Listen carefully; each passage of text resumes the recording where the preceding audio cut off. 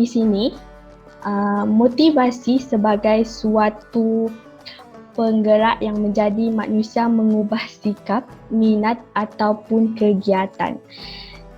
Motivasi juga merupakan penggerak kepada kemahuan dan keinginan hendak berjaya ataupun hendak mencapai sesuatu.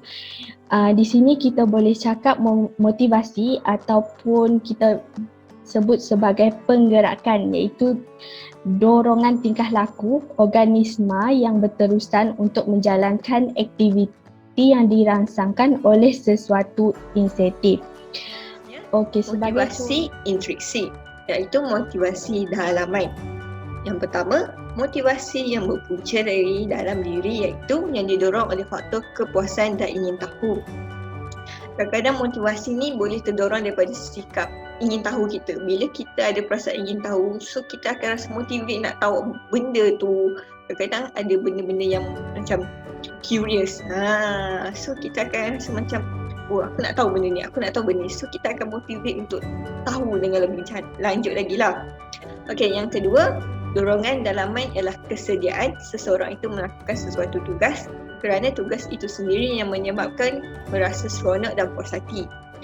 Ada orang dia rasa motivate dia bila dia enjoy dengan kerja dia. Dia rasa seronok, dia rasa puas hati. So dia rasa macam benda tu tak membebankan dia. Ada orang dia rasa terpaksa buat sesuatu kerja. So motivate dia agak berkurangan lah.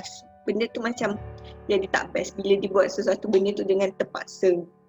Okey, yang musim masa ni macam mana nak kaitkan dengan motivasi? Okey, sebenarnya ada orang dia letakkan tempoh sasaran dia untuk mencapai matlamat dia lah. Bila dia dah capai matlamat dia akan rasa satu kepuasan dalam diri dia. Contohnya bila tempoh sasaran dia 5 tahun tapi dia boleh capai dalam masa 3 tahun.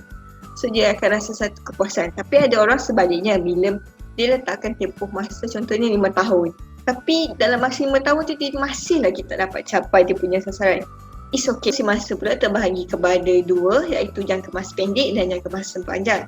Ini merupakan jangka masa pendek. So ini antara contohnya yang saya telah buat, iaitu yang pertama untuk menyiapkan final year project untuk junior-junior yang bakal memasuki tahun 3. So ini antara contohnya lah. So ada masanya 4 bulan untuk final year project dia terbagi kepada dua, iaitu SEM 1 dan SEM 2. SEM 1 ni final year project terbagi kepada chapter 1, chapter 2 dan chapter 3. Okay, so untuk tindakan ni pula, first thing first mesti nak kena cari tajuk kan, topik apa semua. So yang tu korang boleh plan untuk 2 minggu ke untuk cari tajuk yang sesuai, topik yang sesuai. Okay, 2 minggu kemudian mungkin boleh buat cari maklumat sedikit mengenai topik yang sudah, maksudnya macam pas research orang. Adakah benda tu sesuai tak, relate tak dengan topik tajuk korang. Okay, yang ketiga, kumpul data ni lebih kepada pilot study untuk chapter 3. Okay, untuk pencapaian pula, lepas korang dah buat, dah kumpul kira macam okay, ngam 4 bulan ni tempoh masa korang buat FYP, dah capai tak kepuasan korang? Sebab bila chapter 1, chapter 3 ni korang dah settle habis semua, dia akan bawa kepada another final year project yang kedua. So dekat situ kadang-kadang dia boleh terubah lah. So mungkin korang rasa, oh aku rasa tak puas hati lagi walaupun dah dapat markah apa semua. Korang boleh improve lagi untuk FYP yang kedua. So sama juga tempoh masa dia 4 bulan ke 5 bulan. 4 bulan macam tu lah. Okay, yang kedua pergi bercuti. Ni macam umum sikit lah. Contohnya saya ambil pulau, spesifik dia ke pulau. So tempoh masa dia 2 minggu. So ni apa yang saya tetapkan 2 minggu lah. Mungkin ada orang ambil masa selama 4 bulan, 2 bulan. So depends pada orang sebenarnya benda ni. Tapi ini adalah perancangan yang contoh saya bagi. Okay, tindakan pertama dia of course lah kena rancang bajet. Nak pergi bercuti kan takkan nak pergi bercuti je tak ada bajet. Yang kedua kena survey tempat. Kenalah tahu tempat tu kat mana, macam mana nak pergi, apa yang ada, makanan apa semua. So kena survey, review sikit apa yang best, apa yang tak best pasal tempat tu. Okay, untuk pencapaian pula, maybe boleh tengok dari segi lepas korang habis bercuti macam mana. Okay, kira macam kalau puas hati nak repeat lagi pergi. Kalau tak puas hati mungkin buat plan baru pula untuk pergi ada pulau. Contohnya ni untuk pergi bercuti di pulau lah. Kalau pergi overseas, terpulanglah korang nak letakkan jangka masa pendek ke, jangka masa panjang ke. Sebab benda ni bergantung pada individu. So ini antara contoh yang kami buat lah. Ada orang rasa tak cukup 4 bulan. Ada orang rasa macam boleh dapat kurang. So it depends pada korang tu sendiri, pada korang lah macam mana. Okay. Kepada anda sekalian mengenai personality, ciri-ciri personality dan faktor-faktor perubahan personality. So stay tuned and let's go. Okay, personality. Okay. Terlebih dulu saya akan menerangkan apakah maksud personality. Okay, personality iaitu berasal daripada perkataan English iaitu personalite dan perkataan Latin iaitu personalis yang membawa maksud peribadi atau sifat peribadi serta pemikiran seseorang individu tersebut. Mengajak anda untuk melihat jenis-jenis personality. Menurut ahli psikologi kaya, terdapat 3 jenis personality yang ada pada manusia, iaitu introvert, extrovert, dan ambivert. Seterusnya, saya akan mengajak anda untuk melihat apakah faktor-faktor perubahan personality. Okay, terdapat 2 faktor iaitu faktor bakar dan faktor persekitaran. The dark trait iaitu merupakan 3 personality yang bertindih iaitu narcissism, psychopath dan Machiavellianism. Dalam subsikal ataupun segitiga ini, seorang itu dapat dilihat sama ada individu itu mempunyai sifat narcissus, psychopath ataupun Machiavellianism. Jadi individu itu tidaklah seteruk mana untuk didiagnose sebagai disorder, hanya personality yang ada. Jadi kita perlu tahu apa yang kita boleh kontrol dan apa yang perkara yang kita tidak boleh kontrol. Perkara yang kita boleh kontrol adalah diri kita sendiri. Kita boleh kontrol tingkah laku kita. Kita tidak boleh kontrol tingkah laku ataupun kita tidak boleh ubah sikap orang yang Machiavellianism ini. Jadi kita tidak jadi sebab individu yang mempunyai sifat Machiavellianism ini, diorang tend to mengambil kesempatan terhadap kesusahan orang lain yang macam saya ceritakan tadi. Jadi langkah yang lebih baik, langkah yang baguslah kita kurangkan pergaulan kita ataupun interaksi kita dengan individu seperti ini. Sebab itu perkara yang kita boleh kontrol. Saya Rahmi Yusof akan menyampaikan submodul 3 iaitu jangan stres.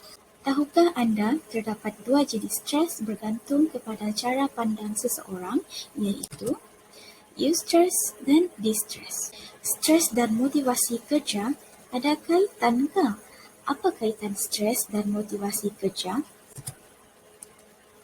Stres dan motivasi kerja, Nataliana dan Wijonov 2018 dalam kajian mereka menyatakan individu menganggap bahawa stres atau tekanan yang mereka hadapi menyebabkan motivasi kerja mereka menurun atau menjadi rendah. Ini menunjukkan terdapat hubungan yang negatif dan signifikan antara stres dan motivasi kerja. Kita tengok dulu simptom stres atau tekanan. Simptom-simptom stres boleh dilihat dari beberapa aspek. Dari aspek fizikal, dari aspek mental, seterusnya simptom dari segi emosi. Kenapa stres? Pernahkah anda rasa stres tetapi tidak tahu apa yang menyebabkan anda stres? Stres berlaku disebabkan oleh faktor dalaman dan luaran. Beralih kepada kesan stres pada motivasi diri. Stres bukan sahaja memberikan kesan yang negatif kepada individu, tetapi tahukah anda stres juga memberikan kesan yang positif. Namun, ia bergantung kepada cara pandang seseorang itu. Motivasi rendah kerana stres. Selalunya, kalau anda stres, apakah yang anda akan lakukan untuk mengurangkan atau menangani stres tersebut? Saya akan menerangkan 2 cara menangani stres iaitu penyelesaian jangka pendek kaedah 10P dan penyelesaian jangka panjang konsep ideal. Dan yang ke-10 dalam kaedah 10P ialah berfikiran positif. Anda boleh cuba untuk menukarkan pemikiran anda dengan melihat kebaikan dalam mana-mana situasi yang bersifat negatif. Tumpukan pada perkara yang baik dan apa yang boleh dilakukan dalam situasi tersebut. Cara penyelesaian atau cara menangani stres yang kedua ialah penyelesaian jangka panjang konsep ideal. Langkah yang pertama, identify, iaitu mengenal pasti masalah yang menyebabkan anda stres. Langkah yang kelima atau langkah yang terakhir ialah learn. Anda perlu semak semula keberkesanan tindakan yang telah diambil dan berikan pujian kepada anda di atas usaha anda dan juga mereka yang terlibat. Jadi, apakah itu persaingan sehat? Jadi, individu persaingan sehat merupakan individu yang lebih mementingkan sejauh mana prestasinya lebih baik berbanding daripada orang lain. Okey. Jadi, individu yang mempunyai persaingan, selalunya persaingan yang sengit, kiranya macam diorang betul-betul bersaingan habis-habisan. Jadi, individu ini akan mempunyai ciri-ciri yang selalu merasakan diri mereka adalah yang terbaik. Jadi, bersaing juga dapat mengubah sikap seorang itu dari malas kepada rajin, dari yang tidak bertanggungjawab jadi bertanggungjawab, secara tidak langsung daripada orang yang secara tidak langsung sikap-sikap yang tidak bertanggungjawab tadi tu bertanggungjawab, jadi bertanggungjawab tu dapat meningkatkan lebih motivasi seseorang individu tu untuk membantu mereka mencapai matlamat dalam kehidupan. Kiranya macam dari yang malas tu jadi yang rajin tu boleh meningkatkan motivasi lah. Tapi menurut kajian lepas yang saya baca, mostly orang yang motivasi yang dapat meningkat, yang motivasi dia meningkat, dia bergantung kepada individu tersebut lah, bergantung kepada personality individu tu. Hai, bertemu lagi dengan saya di dalam sel modul yang keempat ini. Saya percaya bahawa anda sekalian telah pun memahami tentang persaingan secara sehat ini seperti yang telah dinyatakan serta dijelaskan oleh rakan seperjuangan saya iaitu Rolenzia tadi. Okey, pasti anda tertanya, pentingkah persaingan ini? Kenapa kita perlu mengamalkan persaingan hebat ini di kehidupan seharian kita? Okey, di sini saya akan menjelaskan kepada anda apakah kepentingan persaingan ini, lebih-lebih lagi persaingan secara sehat kepada individu. Sekarang, kepentingan bersaing terdapat dua, iaitu dapat meningkatkan motivasi individu dan dapat juga meningkatkan keyakinan seseorang tersebut. Jadi, untuk membuatkan anda lebih faham, saya akan menjelaskan contoh-contoh bagaimana sesuatu situasi dapat meningkatkan motivasi dan keyakinan seseorang melalui bersaing. Sebagai contohnya adalah pertandingan. Okey, jika disebut mengenai pertandingan, pasti kita akan bersungguh-sungguh melakukan sesuatu perkara tersebut agar kita boleh memenangi pertandingan tersebut. Jadi, iaitu aktiviti jom berubah. Di sini saya akan mengajak anda untuk melakukan aktiviti yang sangat senang dan sangat dekat dengan diri kita, iaitu dengan ubah monolog kita. Adakah anda mengerti apakah yang dimaksudkan dengan monolog? Perkembangan keyakinan diri. Yang ini adalah mempunyai 3 komponen, iaitu pencapaian pelaksanaan. Pengalaman masa lalu adalah sumber maklumat keyakinan diri yang paling penting kerana mereka membenarkan untuk mengesahkan domain sebenar. Seperti contoh pengalaman masa lalu, contohnya adalah kita dapat sesuatu kejayaan seperti dapat kumpul duit untuk membeli rumah. Itu telah menjadi satu keyakinan diri dan memotivasikan diri kita sendiri untuk merancang ke masa depan untuk mengumpul duit dan lebih banyak lagi. Jadi yang seterusnya adalah pengalaman atau pemerhatian, merujuk kepada pemodelan, iaitu melihat atau membayangkan orang lain berjaya melakukan aktiviti tersebut. Yang ini secara asas kita boleh lihat inspirasi, model, idola, siapa yang kita nak tengok. Kita boleh lihat orang-orang yang berjaya menjadi satu motivasi dan menjadi matlamat untuk mencapai keyakinan diri. Sebab setiap individu memiliki matlamat yang tersendiri dan cara untuk memotivasikan diri mereka. Okey. Faktor yang meningkatkan motivasi ada 5. First adalah harga diri, kepuasan kerja, keperluan, tanggungjawab dan harapan. Okey, konsep motivasi terhadap perkumpulan ni, motivasi adalah suatu bentuk dorongan minda dan hati yang menjadi penggerak utama seseorang, sesebuah keluarga, organisasi atau kumpulan untuk mencapai apa juga yang diinginkan. So maksudnya di sini kita boleh meningkatkan motivasi jika kita dalam kumpulan. Dalam kehidupan seharian kita pun as a student, as a workers, kita kena sentiasa berkomunikasi dalam kumpulan. Kita tetap akan menjalankan sama ada task ataupun kerja secara berkumpulan. So, nama saya Farah Alia dan saya akan sampaikan submodul yang terakhir, iaitu submodul 6 yang bertajuk Saya Bermotivasi. Okey, sekarang kita pergi ke subtopik yang pertama, iaitu cara untuk memotivasikan diri. Jadi sekarang ni saya akan kongsikan dengan anda 4 cara yang anda boleh lakukan untuk menaikkan motivasi di dalam diri. Tak kira anda sebagai seorang student ataupun seorang pekerja yang anda boleh apply dalam diri anda. Okey, ini adalah antara 4 cara yang anda boleh lakukan untuk menaikkan motivasi diri. Hai semua, okey, selamat datang ke subtopik yang kedua, iaitu suasana kerja yang positif. Dalam subtopik ini, saya akan bincangkan faedah suasana kerja yang positif dan suasana kerja yang sihat. Okey, sekarang ni saya akan kongsikan 3 suasana kerja yang sihat, iaitu seimbangkan kerja dan kehidupan seharian. Yang kedua, beri ruang kepada diri untuk bersosial, dan yang ketiga, tidak menangguh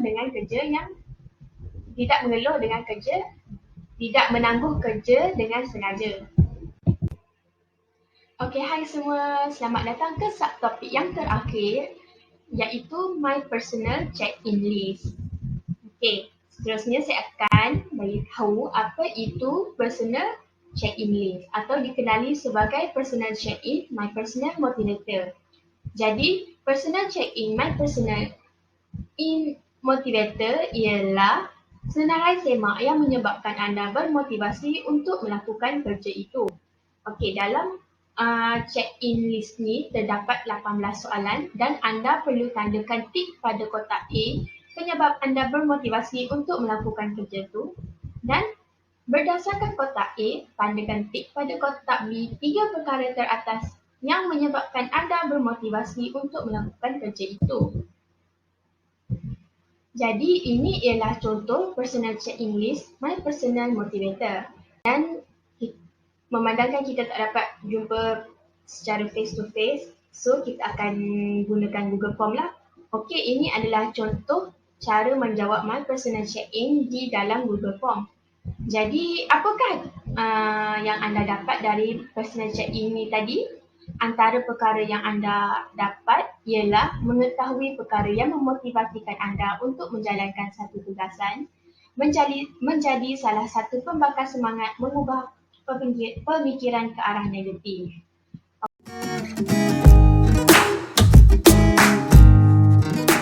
Pengarah program Empower Yourself untuk menyampaikan sepatah dua kata, dipersilakan. Terima kasih kepada host kita Madam Lee Rahmah. Semua dengar ya suara saya jelas?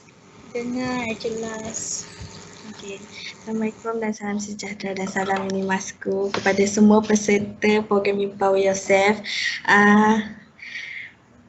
bersyukur kita kepada Allah kerana memberi kesempatan untuk kita sama-sama berkumpul pada malam ini bagi menjayakan program Empower Yourself. Terlebih dahulu saya ingin menzahirkan rasa terima kasih kerana kepada semua yang sudi hadir dan meluangkan masa bersama-sama pada malam ini.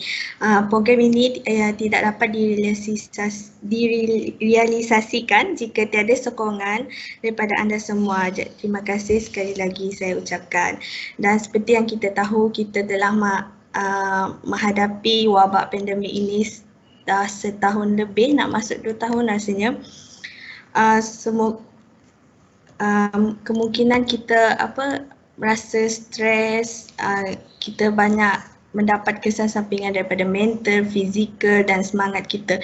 Dan program ini bertujuan untuk memberikan satu knowledge untuk para peserta macam mana untuk meningkatkan rasa motivasi. Jadi besarlah harapan saya agar program yang dirancang ini akan mampu memberi manfaat kepada semua pihak dan meningkatkan kesedaran bahawa pentingnya kita mempunyai motivasi diri lebih-lebih lagi dalam menghadapi wabak pandemik ini. Jadi saya mewakili semua tim-tim ahli-ahli saya berharap agar majlis pada kali ini akan memberi manfaat kepada semua pelajar dan tetamu yang hadir.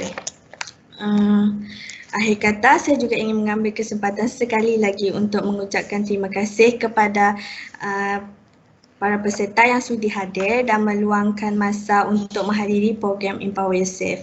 Pihak kami mengucapkan ribuan terima kasih di atas kerjasama dan keprihatinan semua pihak yang terlibat, sama ada secara langsung ataupun tidak langsung. Sekian, terima kasih daripada saya.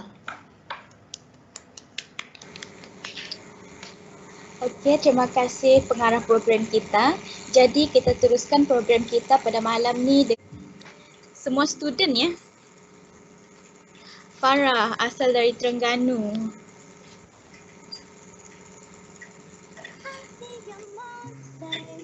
Hai Zairul. Tahun berapa Zairul ni? Student Unimas kah?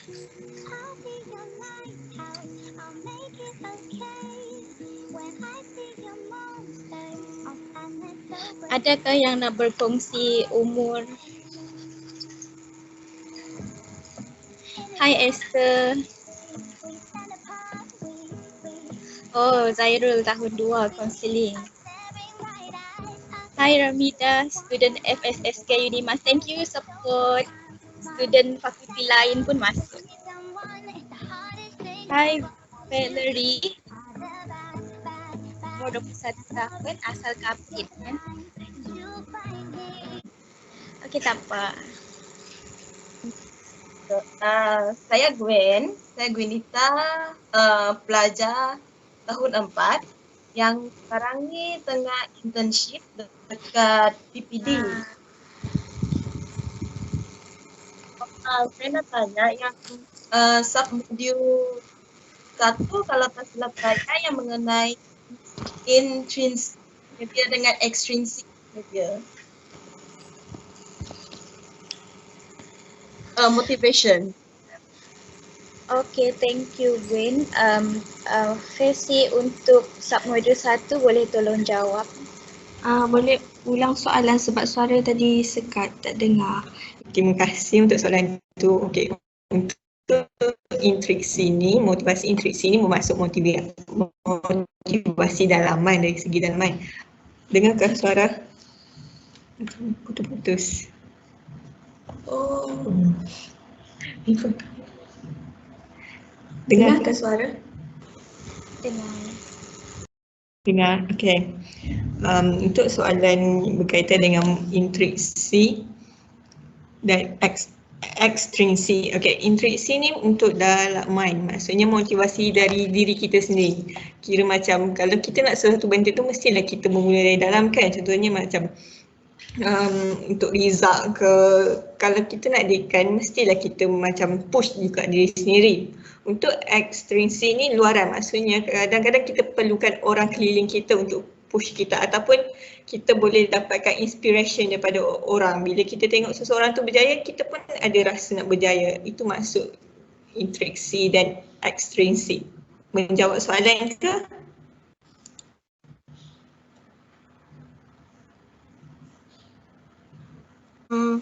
explore more sebab the dark thread there will be the light thread. So the light thread ni it is more to menunjukkan sebab apa muncul dia as muncul the dark thread. So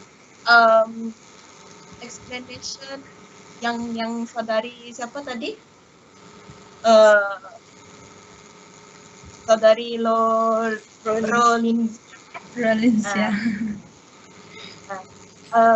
Membuatkan apabila saya meneliti modul ni, membuatkan saya terfikirlah apa tu contoh kita buat kan yang ni kita go into counselling session. Contoh kalau kita so ada kan part yang kita buat question A kan saya this the dark thread kita boleh this the dark thread punya question A kita boleh buatkan contoh lah banduan apa semua kan. So bagi saya interesting lah submodul tu. Saya terangkan sedikit tentang maksud the dark thread tu. Jadi the dark thread tu bermaksud 3 personality yang bertindih di mana narcissism, Machiavellianism dan psychopath. So seseorang tu akan ada sikap salah satu sikap 3 sikap ni lah.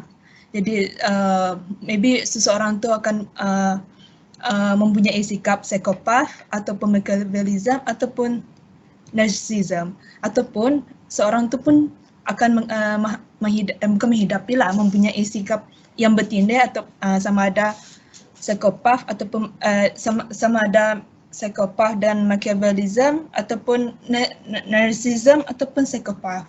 Kiranya macam sikap dia orang tu bertindih.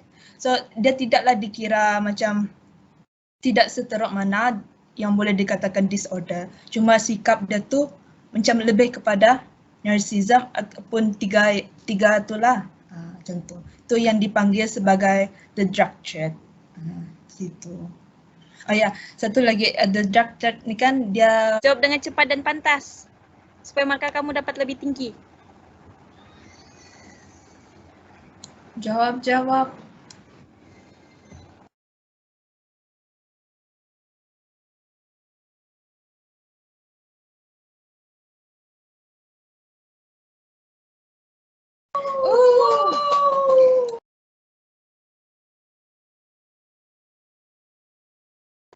Okey, kita terus ke soalan 2.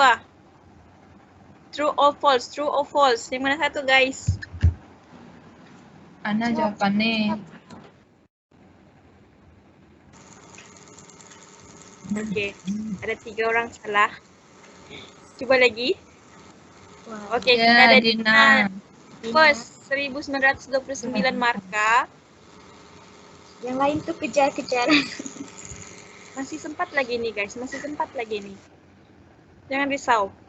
Soalan nombor 3, faktor baka boleh mempengaruhi perkembangan otak dan rupa bentuk seorang individu. True or false? Yang mana satu guys? Minion suruh pilih tuh. Susah soalan. True or false? True or false?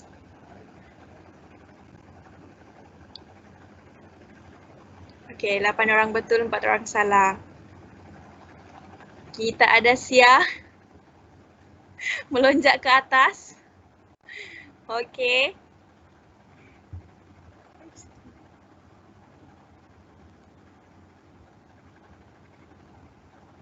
Soalan nombor 4. Alah, kacang-kacang je ni guys. True and false je semua. Ya, betul.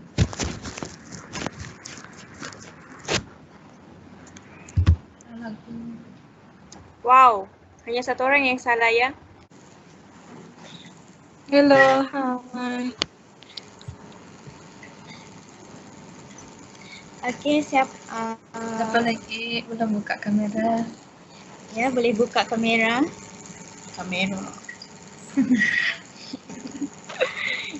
Jangan malu-malu. Nak simpan buat record. Report. Record.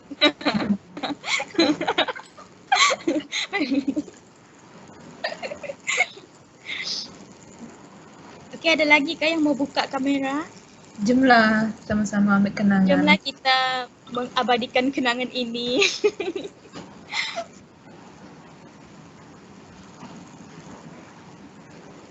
Okey. Sedia? Senyum. Okey. Senyum semua, senyum besar-besar. Say cheese. 1, 2, 3. 1, 2, 3. Okey. Ada lagi? Okey. 1, 2, 3. Okey. Okey.